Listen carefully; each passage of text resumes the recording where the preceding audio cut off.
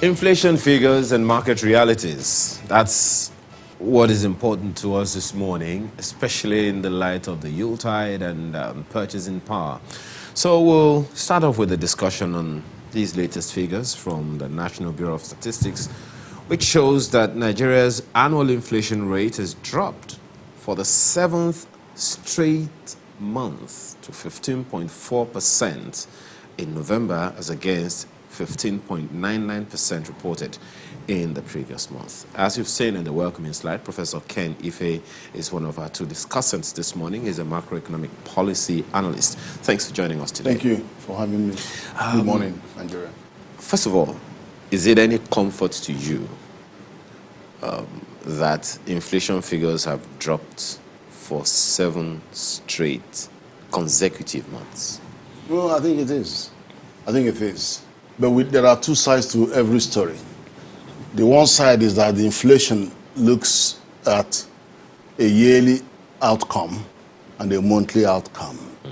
So when you look at it year on year, which is what is really reported, you will see a gradual drop.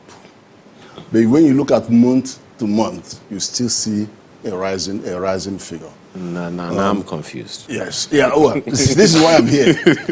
You see, if you look at, that's what normally, even GDP, they usually, focus on year to year. And if you look at what happened last year, that is significantly different, how it's driven down the price.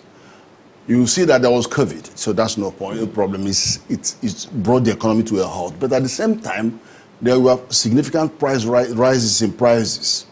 And the one that was of most interest is what happened to food, because of food scarcity as well as rises in the price of food. So that particular one, the driver for the current drop we are seeing is actually the food sub-basket index.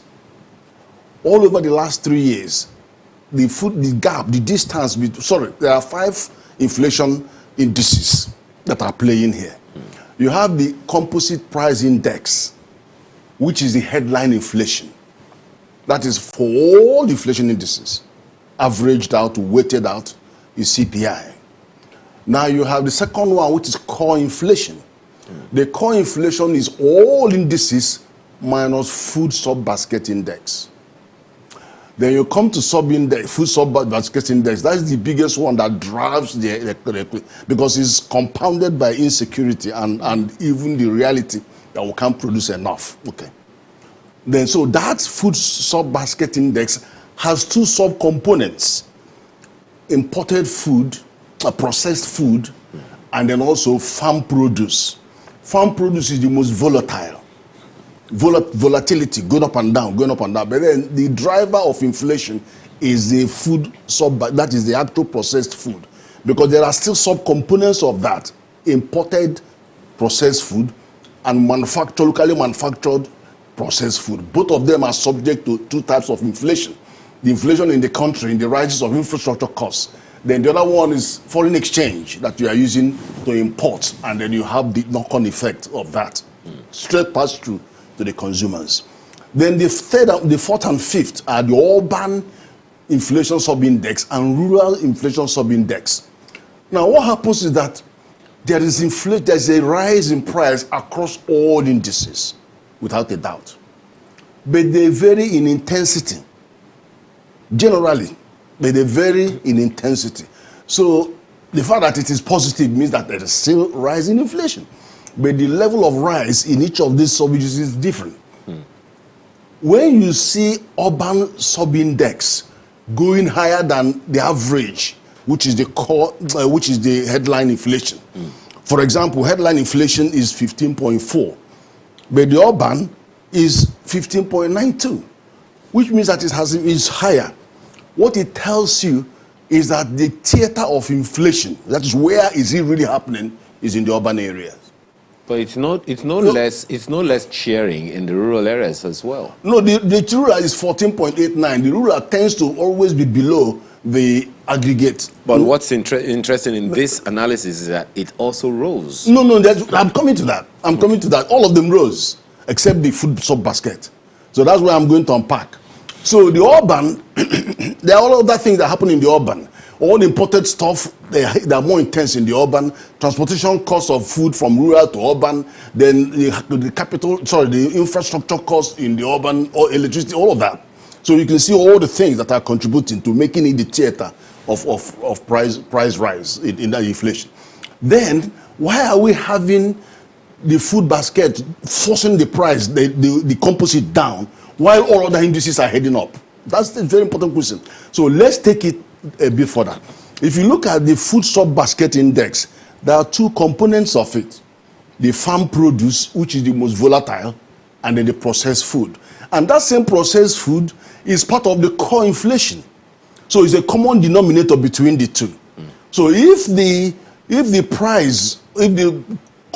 collective food sub basket index is heading down, which is the case now, and then suddenly you also saw the core going up, it means that the processed food is the fundamental driver. And then when you now have to examine the two sub-index of processed food, which is imported processed food, and then imported processed food and domestic processed food, you know that the domestic economy is under pressure because the price of petrol is going up, prices of power is going up, so you should expect that transportation cost of that is going up. So input cost is trending up. And then don't forget that 80% of our domestic manufacturing capacity depends on imported raw materials and spare parts. So that is influencing it. And then suddenly, the other one that you go and buy dollar in black market and import, the price will also go up. Okay. So that is what tries to explain those. But generally, why you are actually having a general drop is because if you look at the distance between food sub basket index and the headline, it's always been, over the last 3 years, always been about 4-5%. Then if you compare it to core, it's always been around 8 to 10%. But now it's narrowed down to just under 2%. Ultimately. So which means it's that huge driver is coming down. And it's so because last year you had, in addition, flood affected food supply. But this year we are lucky. Flood didn't affect. My apologies, Prof. Some of these things are not unknown. One of the questions that usually comes to my own mind is, look, we know that some of these things are going to happen. What are we doing to get ahead of it? But we have someone else joining us, Dr.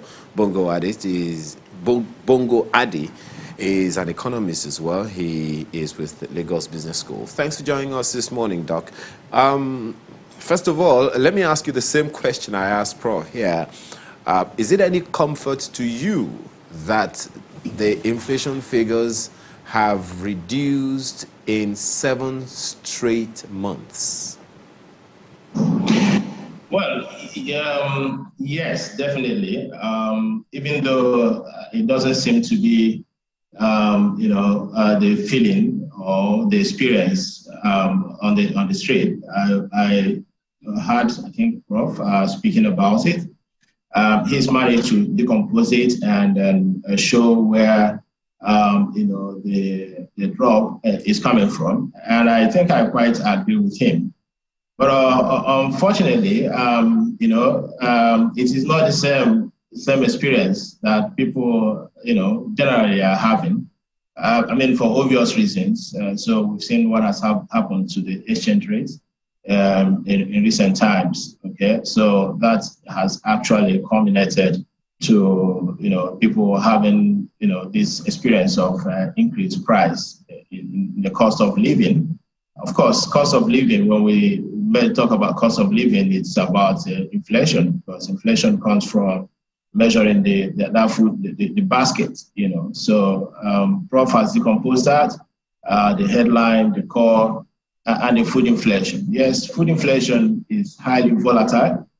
And then from all indications, it seems to be the case that last year there was higher volatility than we currently have witnessed, given the flooding. And of course, let us not forget that we're looking at year-on-year changes. Last year, that's 2022. That was a very difficult year for our country and for every country in the world because of the COVID-19 pandemic and the lockdown.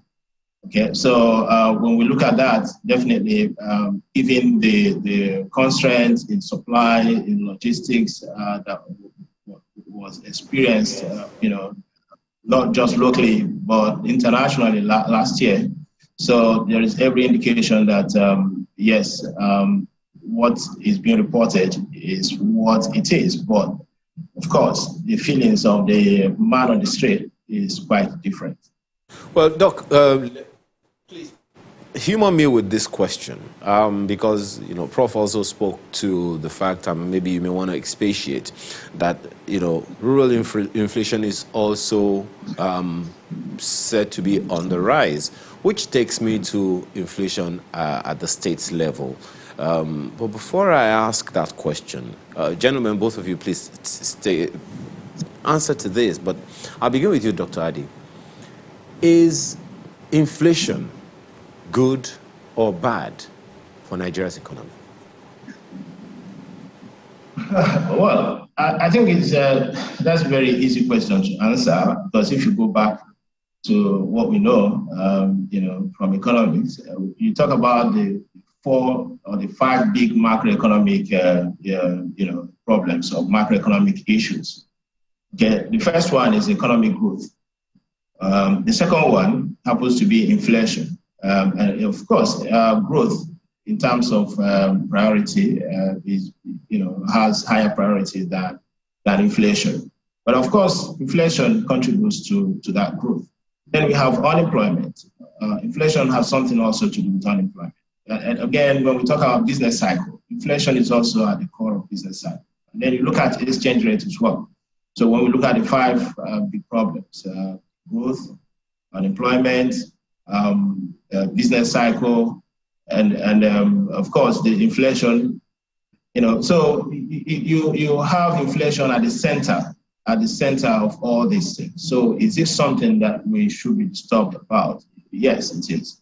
But we have to look at the other factors that should drive inflation, which is the current trade deficit, and then the borrowing spree that the government seems to be in. So when we look at all of that, we can begin to predict or forecast to a certain extent what will happen to credit in the system given inflation levels. That's interest rates, especially because there's a one-to-one relationship between inflation and normal interest rates. So it is something that we need to worry about if inflation is rising. And that is actually the preoccupation of every central bank in the world. Inflation targeting is a key macroeconomic policy, trying to bring inflation within a band where it doesn't hurt growth. Is something that is of priority to every central bank in the world, and not least ours. And that is what's of interest to me, Prof, because I understand from research that inflation is not altogether bad. But at what point? So that's why I'm asking that question, whether it is good or not, especially for our own. It's like pressure. It's like, what do you call it, stress. There's a degree of stress that you need to so we need a degree of inflation? No, I'm saying there's a degree of stress that you need. You can't run on zero stress. It doesn't work like that. So in inflation, the inflation comes at the junction between monetary policy and fiscal policy. And then also where you are looking at how do you control money supply in the economy in relation to having growth in your economy, having employment in your economy, and addressing major causes of poverty. So the thing is that which price are you prepared to pay to have the unemployment go from 33% on average, 50% plus for young people, plus additional 20% underemployment, over 70%. You want to live with that? Can you also live with zero growth in the economy? Or do you want to just take in as little as possible of inflation while making sure that you are prioritizing growth, diversification of your economy, employment, and poverty reduction? The choice is clear. So we have had the regimes of, the previous regimes and all of that. I was in the dugout. I was in the trenches fighting the central bank of previous regimes of being obsessed with inflation and sacrificing growth and employment in our economy.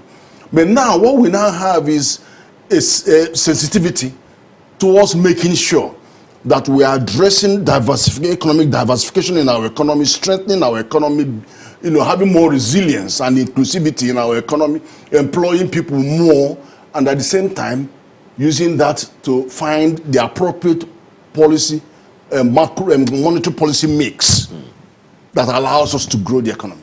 Okay. So that's a fundamentally different approach. Well, so much. So is it a price worth paying? To some extent, the answer will be yes. Okay, so it's not altogether bad. When it's too high, that's where the problem is. Okay. Yeah, that's correct. Okay. Malpe? So I'm wondering right now, is it too high? Because we know that oftentimes what the CBN tries to work to is a single-digit inflation. We're not quite there yet. Is it too high from your own assessment? High, but not too high. I tell you what, I've looked at it when I addressed the bankers, chief of the bankers committee 2 days ago. I showed them the macroeconomic projections on our national development plan. We are looking at about 2024 for the inflation to head down to 9%, back into the single digit. So that's good news, and it's a continuous, continuous slope, cooling off, going down to that. So that's this. But where we are was aggravated by the crisis that we have in the economy. Production crisis, supply chain disruptions, name it. Is all, and this pervasive insecurity across the 6 geopolitical zone that has adversely impacted the agroecological footprint. That we have people who can go to farm, and there's who can run the risk. And then we have women who do 80% of our growing our crops, do 80% processing and 80% market, and they can't feel freely doing any of those anymore. So the whole economy was hostage to a pervasive insecurity, and there's an asymmetric insecurity situation that there is very little you could do to rapidly clamp down on it. So we are paying that price. Inflation is high, but you also need to compare us to other climes and see how we rapidly push resources, 2.4 trillion plus 3.5 trillion, all quantitatively responding to COVID last year, and he got us completely out of recession within 1 quarter. Many are still in recession. Many countries are still in the recession. So when you pour that order of money into the economy, and then to bail you out, and then also have so much, there'll be questions, Sir Prof. There'll be questions as to, because oftentimes when we look at this, we're looking at it on a macro basis. We're looking at it in terms of how the country is seeing it, the bird's eye view. But if we're to drill down, when we look at the fact that unemployment is high, it's still well over 30%, as confirmed even by the Vice President yesterday. The MBS hasn't done, we haven't seen recent unemployment figures released. So what the last figure we have is that it's still over 30%. When you look at the fact at the earning capacity of many Nigerians, we do not know how this is trickling down to, whether a lot of Nigerians are out of recession in their own homes. So there are questions in that regard. How do we begin to see what the true picture is when we drill down to the micro level? Always a challenge, because this is why you have the major issue facing government about redistribution of wealth in the country. So that's a fundamental issue. How do you sustainably reduce poverty? So there's always that dichotomy of 10% of the people being at the highest echelon, and then you have the base, and you haven't got the middle class in between to balance the growth. So that is a problem, a challenge facing government. But to say that the economy is not moving, I wouldn't agree, because the economy is moving. You have growth, 5%, and then down to 3%. And I hope that by the end of this quarter, we will go above 3, so that we are finishing stronger than anybody's projection of about 3% plus for the whole of this year. Is that what you're confirming? No, yeah, that's how I feel, and I'm sure the figures are showing it, because we are going to end up with a reasonable, decent GDP outcome this year, this month, because of all the high spends going on, the season. And also the inflation has come. So let's come. It is true. It is true that I mean, Christmas is here, and you know, there's always talk of a dirty December. We do not know how dirty this December is going to be. But let us look at 2023, because you have said that, beg your pardon, 2022, because you said that your projections is that we should be heading for single-digit inflation in 2024. Now, some people would say it might be very difficult to share your optimism, considering the fact that we're going to be entering a political year, and starting from now, 2021 December, where we should see, as a result of the festivities, some increased spending, but we do not know what will happen in 2022 and the effect of the activities of politicians and what it will have on the economy. What are your projections precisely for 2022?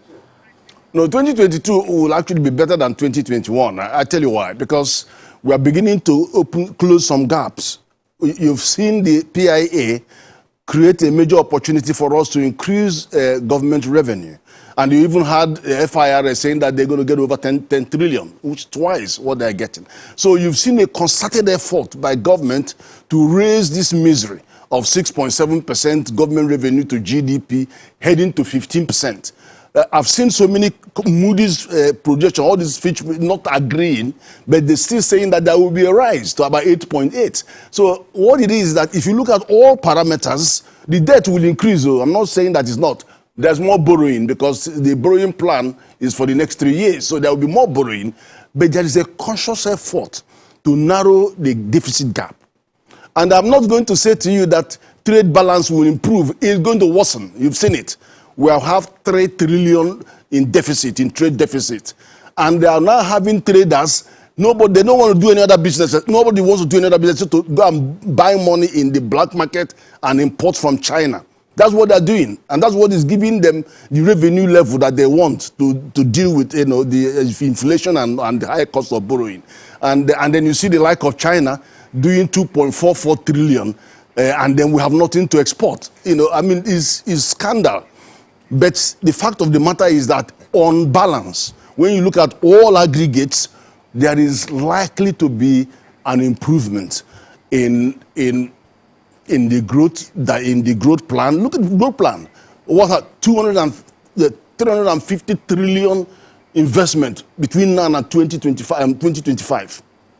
And then who is doing that? Federal government is doing 30 trillion, state governments and 20 trillion, then 14.7 for the state and local government. And the private sector was embracing, when I gave them the figures 2 days ago, they were embracing, the bankers, they were embracing for how they're going to meet that challenge. So there is a huge plan out there. And then the MDAs, you even had the Senate, you had everybody saying, get everybody into the tax net. That, you know, there's no question about 122 scheduled corporations. They want all corporations to come into the thing and account for what money they're getting and put all their money into this. Because so there is that sense of urgency that they have to do something. And then you also know that the central bank allowed overdraft of over almost 15 trillion ways and means, and they're going to probably move it into a long-term borrowing to reduce the pressure. But these are realities. So, on balance, I would say the probability of us doing better than this year is, I have more trust that we could do better next year than this year. Well, I don't know if Dr. Addis shares your optimism, and he's free to express that. But I'm wondering how this is going, because if you have listed the challenges right now, which is the fact that productivity is still not where it ought to be, and that we're still largely import dependent. In fact, that's what a lot of businesses are about, and that there are security challenges, which is, you know, affecting supply chains and also preventing 80% of our women farmers from being able to go to the farms. We have to ask whether this headline inflation, which seems to be declining, isn't given a rather warped impression of what is truly happening when you drill down to the bottom layer of the economy. What's your take, Dr. Addis? Well, as Prof said, inflation is not all the story. Of course, it is central to the story, as I tried to say earlier. It is the center of the 5 big issues that we are talking about here, whether it is growth, unemployment, or inflation itself, the business cycle, the normal ups and downs of the economy or the exchange rate. So inflation has a key role to play. But let's just break it down now. What is the source of the problem? We, just as you rightly pointed out, we have very low output levels. And then our potential GDP, actual GDP, what we're producing, still very much lags behind our potentials. Okay, and whenever you have that kind of situation, it means that whatever capital that you bring in will go a long way, and then it will give you the impression that you are really growing. Actually, you are growing because the marginal productivity is increasing because you are at a low capital base. So that is what we seem to be experiencing in Nigeria. And of course, when we talk about growth, it means that some firms are also doing well because it is the aggregation of their marginal growth that gives us the GDP growth rate. But that is not a problem. I think our growth is driven mainly by consumption. So if you break out the GDP component, the output component, which is kind of recursive, if I may say that, because it's an identity. So you have output given by consumption, the sum of consumption, inflation, what government is spending, and of course the difference between the export and the import. Now, let's start with that last one, which is the external sector. So the external sector is in deep trouble right now. Prof alluded to the trillions of naira. I don't want to use figures here, so let's keep the tension a little bit low. So Prof alluded to that. We run a very huge trade deficit. I think the largest in recent memory. Okay, so that sector isn't anything to write home about. And then we break it down to the primary income, and the secondary one, the primary income balance and the secondary income balance. Primary income balance, which is the current account, is in deep trouble. And then the secondary income balance, because government is borrowing money, so a lot of money seems to be coming into the country because of that borrowing. That seems to be, giving us some bit of a breathing space. Okay. Wow, Dr. but it has a Dr. cost. Addis, please, I'm going to ask you to please hold your thoughts for us, if you can hear me. We will let you finish, and land when we come back from this break. Please stay with us.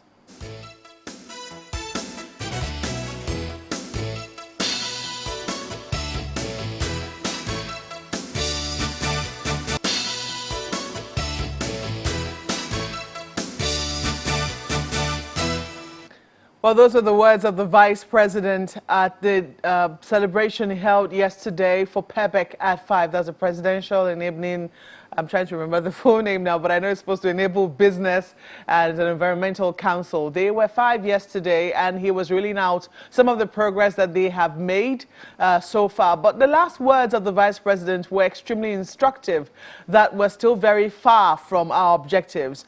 We've been speaking to two very gentlemen this morning on the issues at hand, which is the fact that headline inflation seems to be declining, which is supposed to be a good thing. But in the markets, it looks like food inflation is still on the high.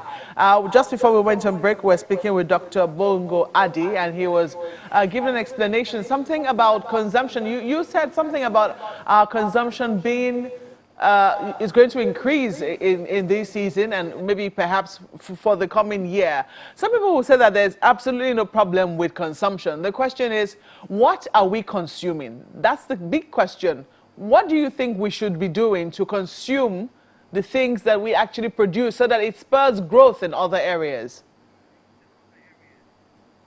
Well, let me go back to, I'll respond to your question, but let me finish my thoughts, the train of thought I was sharing earlier, which is that we have an increased inflow in the secondary income balance, given the government borrowing. So there seems to be some, headroom there. Then we come down to government spending. Of course, government spending has become the biggest, source of inflow in the domestic economy.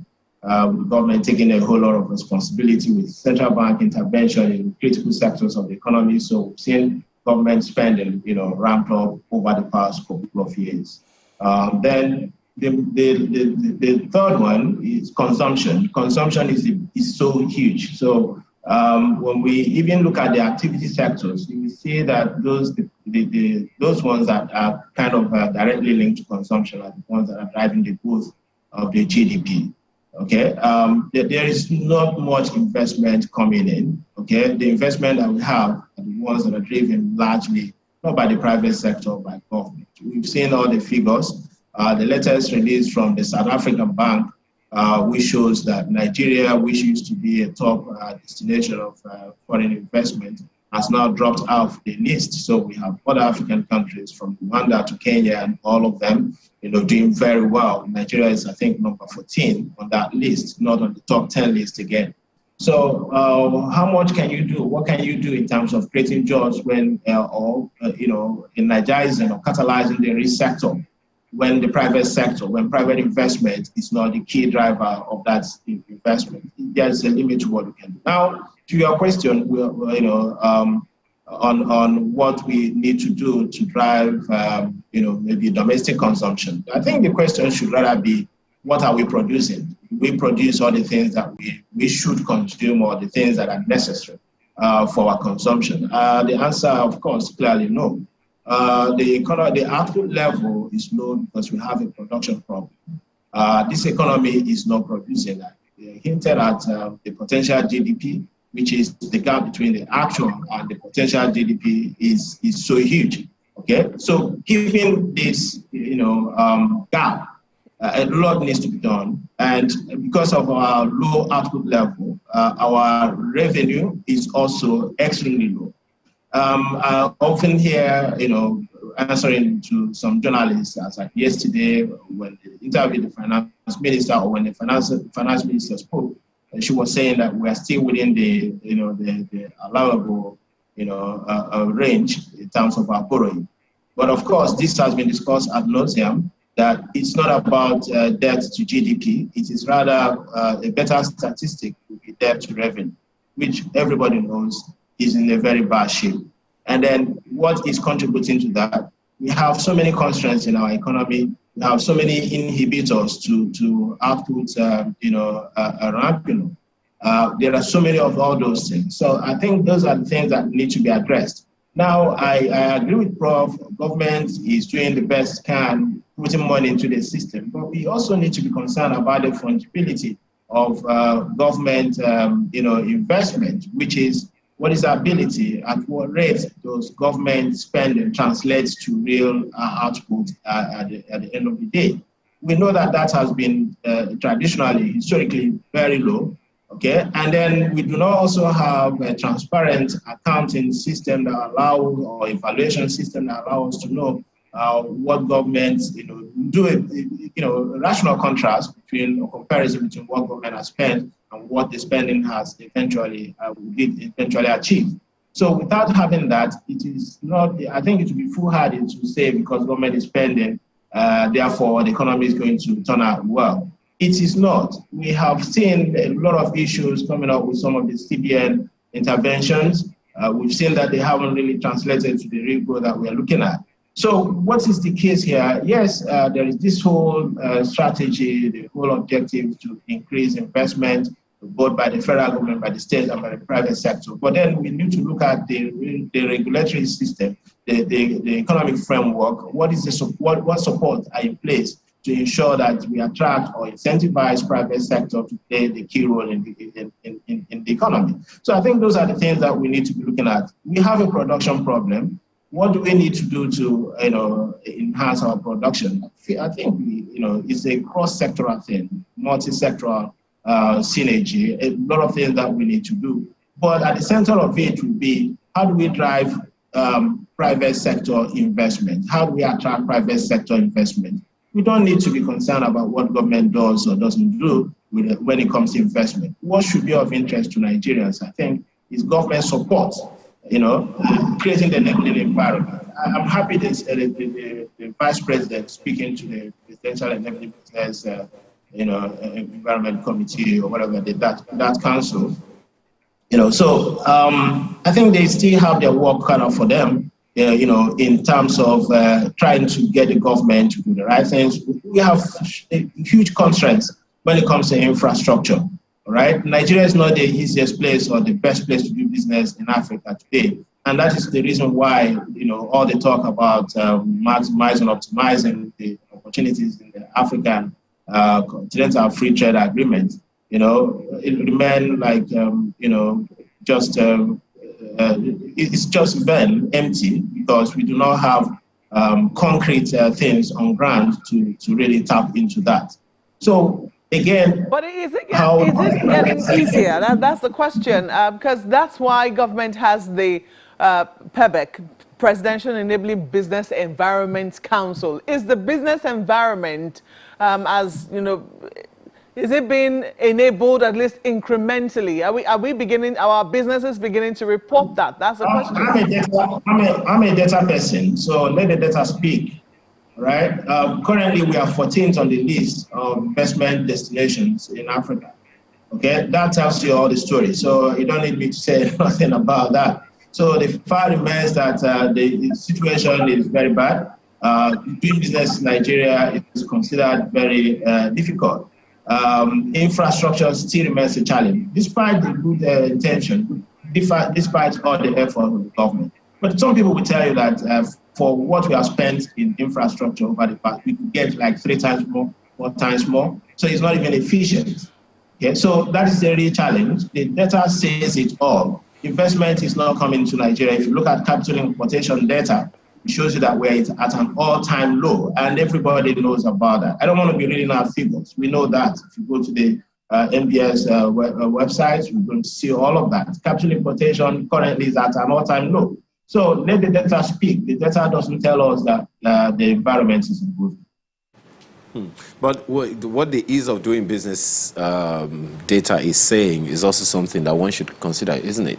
Well, definitely, the federal government has been making efforts through PEBEC to facilitate, to stimulate the business environment. But then you would know very, very well, both of you actually, but Prof, you would know as well that I don't know what the OPS is saying. The organized private sector is saying about the ease of doing business in terms of levies, in terms of how friendly the policies and execution of some brilliant policies are. As at 2020, we were 131st out of 190 countries in the World Bank ease of doing business. Well, without a doubt, there had been significant improvement in the ease of doing business. So you have to give it to the vice president and the work that he has done to at least dent that figure. It was a show of shame for many years that we remain at the bottom 4th quartile for years, disgracefully going even worse. But now we are in a recovery position, but it's not yet Uhuru. I tell you why. There are many areas that are crying for attention. If you look at the tax aspect of it, where he's looking at tax administration, the challenges around tax administration, and the challenges around multiple taxation, and then go and look at Finance Act 2021, see how he's taking it head on. Then you go and look at trade across borders, which are, there are 3 indicators there, the number of procedures, how long these procedures take, and then the cost of it, both on the side of importation and on the side of exportation. Not much has changed in there, but I'll tell you why. How do you explain that to export 100 tons of cocoa from Ghana, the cost to them is $4,000, $7,000. But for Nigeria, for the same 100, you're talking about $35,000. Now, are we competing? That doesn't tell us to be competing. We are not in a competitive position. So why would Ghana be doing so much better in export, in meeting a lot of the infrastructure requirement, quality infrastructure requirements? Is that the cost of infrastructure? And the cost is there. Now, let me tell you why it's very important. I agree with you. 80% of the containers that come into Nigeria go back empty. So what it means is the effect, because backhaul capacity is where you work out the efficiency of transport. It means that you are actually paying nearly double to import because you are sending back container empty. It costs you it should have been $1,500 to bring one container in, $1,500 to send it back. But because you are only getting $500 to send empty container back, then the actual importation will cost you 2,500 to get it in. So the cost is higher. So that then goes back. Say 80% of the trade itself, overall trade, is coming through the sea. 80% of what is coming through the sea is containerized. And so we have problem. A plane comes in here and goes back empty. That also speaks to the issue of production that you talked about earlier, Prof. It's more than production. Okay. Because we have two challenges around production. First of all is that we are not comparing like to like. When we tried unpopular things like border closure, the border closure enables us to find the size of the smuggling economy. And we found that the customs could actually earn 5 billion naira every day extra. So we found out the size of the economy. But it didn't deal with the fact that we are a dumping ground for substandard goods injurious to health, that there is undermining of our productive capacity because foreign countries are subsidizing their product to enter into our and decimate our industrial capacity. That's why you're losing 2 million jobs in the textile industry, while we are cotton producer and we have the entire value chain represented. And you say we can't compete. And then you have other issues. I tell you, the challenges are enormous. That's why I appreciate what CBN is doing now with 100 for 100 PPPs, now funding with an obligatory limit of 5 billion, and then looking to get a new. It's no longer about fighting the political economy in the manufactured sector. No. Because even then, the remaining industries that are surviving, 80% of their capacity depends on imported raw materials. And then, of course, spare parts and raw materials. So we don't have to go and fight the misalignments in that sector, create new stream. So when you now want to encourage new export anchors, new refiner, people who are going to refine our crude or refine our petrochemical or do the solid mineral, get them in, give them 5 billion. In a year, if you fund the 365 businesses, about 1.7 trillion. So let's head on still in that direction, because they're going to be utilizing our local content at least 50%. They're going to be employing at least 80%. So you're creating a new industrial structure rather than go and kill yourself in fighting political economy. Okay. Well, Dr. Addy, I don't know what role you see for micro, small, and medium businesses in driving down the inflation figures. We're talking about the business environment, enabling business environment that the presidency has been working at for a number of years now.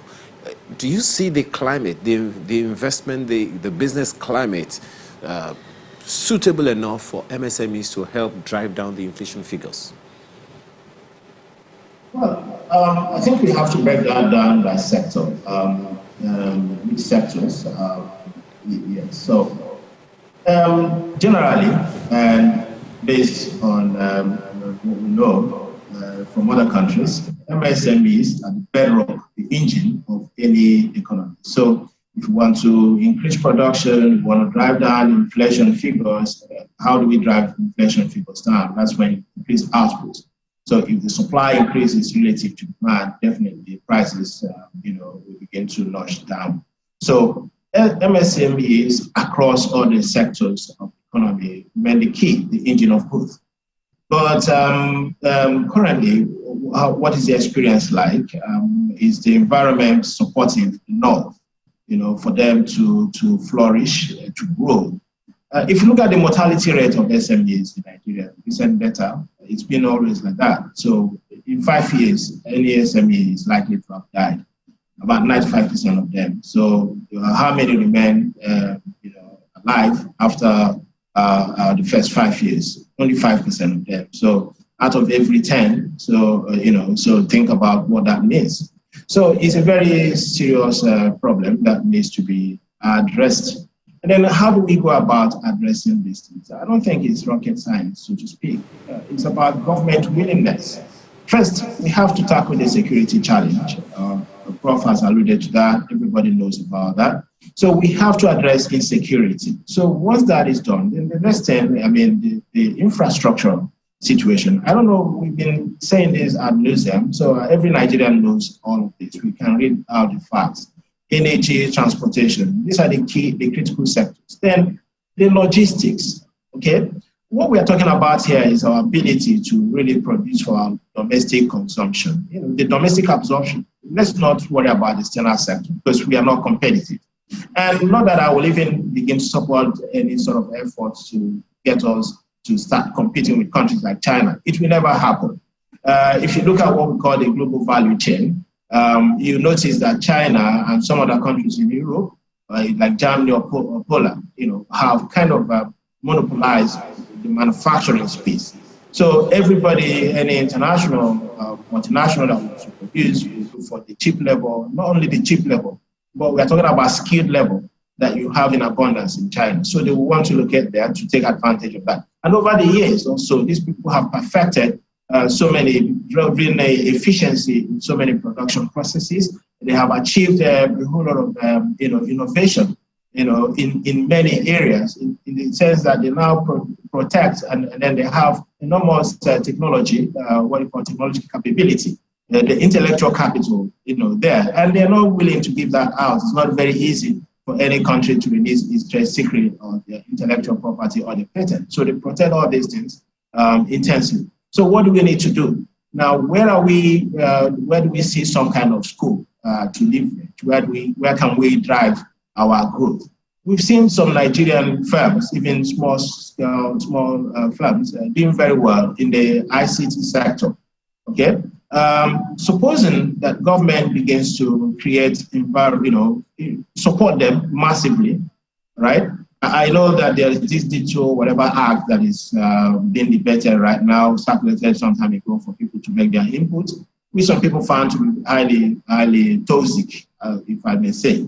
So those are not the kind of things you need. You need more supporting environment for this fintech ecosystem that seems to be doing very well. Then for the other SMEs, how do we improve their capacity to supply, even for the local economy?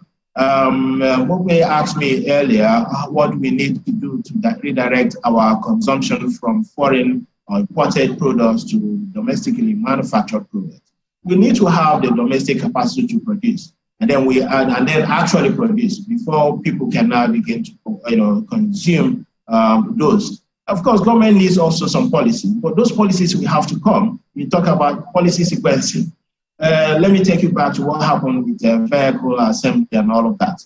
Okay. First of all, we needed to, but when that policy came on board, we thought that government will support local capacity, to drive efficiency in vehicle manufacturing and assembly. But after some days, they now lifted the ban on or whatever, everything started coming in. So it goes back to policy. It all goes back to policy. Okay. Policy environment. We need to protect that the space that we have, the economy. Protect the local industry. That's what we call. I'm not talking about ISI policies, import substitute industrialization, which may be anti whatever Nigeria has signed with FCTA or whatever. I'm a trade. I believe in liberal market. I believe in open trade, free trade. Well, but at the same time. Yeah, my apologies. There is always a lot to talk about. It's one of my favorite topics, talking about the economy, because as Prof and you have also said, if it's only when we're able to stimulate production that, from what you economists have told us, that we can actually stimulate sustainable exportation that will raise the value of the naira, dissipate the unemployment figures, and improve the global image of Nigeria's economy. But I guess we have started the conversation, or rather maybe continued the conversation in the light of inflation figures and market realities. For now, we have to thank you both gentlemen for being a part of our conversation this morning. Professor Ken Ife is a macroeconomic policy analyst. Thank you so much for your time, as well as Dr. Bongo Addis, an economist with the Lagos Business School. Gentlemen, thank you so much for your time and thoughts this morning. Thank you.